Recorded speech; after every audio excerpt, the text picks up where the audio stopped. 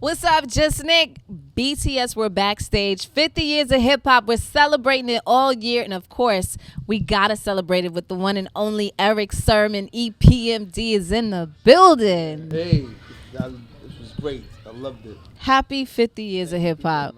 I mean, what does that mean to you? I mean, you're in the forefront of it all. Yeah, I mean, like I said, when we first started, all I wanted to do was get on the radio, not knowing what was called. I heard Run DMC. I heard Rappers to Lyte first, then I heard Run DMC. I wanted to do that.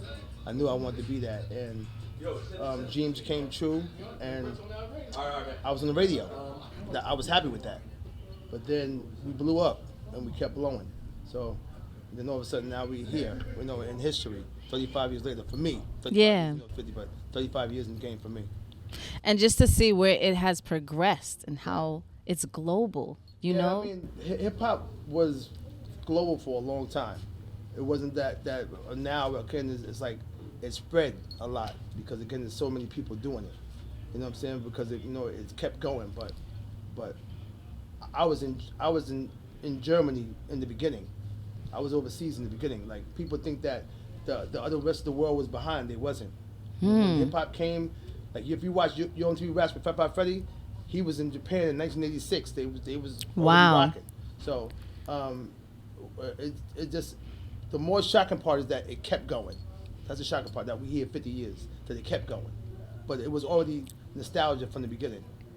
Absolutely. So who were some of the people that you listened to that made you get in the game? Rakim was the main one, but I could name MC Lyte. When I first heard Cram to Understand, I lost it, and I heard Rakim, and I heard Biz Markie. And it's so crazy though, Craig Matt was my friend back then. God rest in peace. But Craig Matt would come to my house on the weekend. And on the weekend, we would play the radio would come on. So we heard Public Enemy together the first time, and we heard Nobody Beats the Biz together. So those was the ones I had. Besides, after Run DMC, but my main person that made me want to do it was Rakim. Yeah, the God. Right. Yeah. So, it's different how artists get out now. You got social media. Yeah. How would you have utilized social media if you had it then? I think the same way, as far as, it would have been easier to reach people.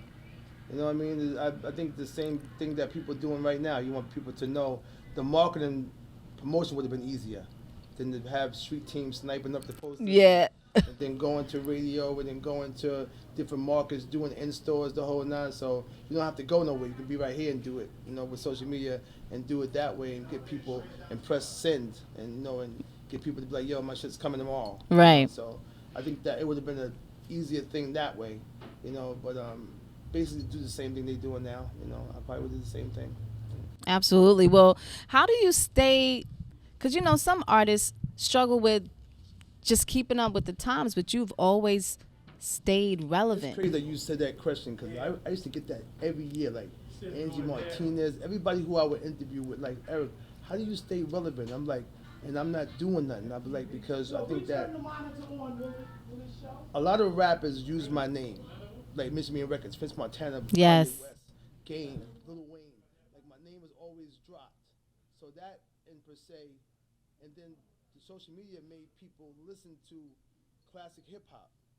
So, but I think that my name gets dropped a lot, because right now I'm with Kanye West right now, and I was like, this is like, you're the first one to hear this, and oh wow. Again, he came and he was like, just saying he wanted to do something different, and I was like, wondering what it was. He was like, yeah, but again, everybody can't do this. Yeah. On the level of hip hop that we know. So I just keep it as fresh as possible, but as real as I keep it. Yeah.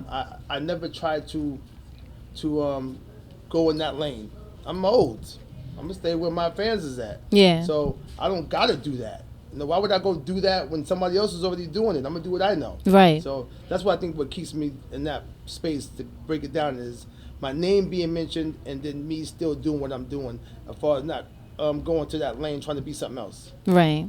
I want to ask you a question, like a real serious question too. So you know, you're a legend, right? And a lot of times they throw that word out there for almost anybody now. Mm-hmm. But do you feel like because there's so many people trying, because, you know, back in the day, it was only a group, a handful, you know what I'm saying? So is it still possible to make legends with so many artists out? I think that you know what a legend is. You know that you got to put time in. That's the only way I could define the legend or icon is time. You know, like Maxwell just saw me. He was like, "Holy shit!" Yeah. You know, and I understand because before they was there, it was me, and before me it was the Run DMC. Before them it was Grandma Flash and Furious Five. So I get it, but you need time. Yeah. And you're right. I'm glad you're saying this because too, you cannot put that title on you without time. You need time to be a legend. You need time to be iconic. You need to be here for a minute. And then also put in work and not no one song hit record that summer. No. You need to have consistency of hit records and time. From the legend himself, Erick Sermon, celebrating 50 years of hip hop and beyond.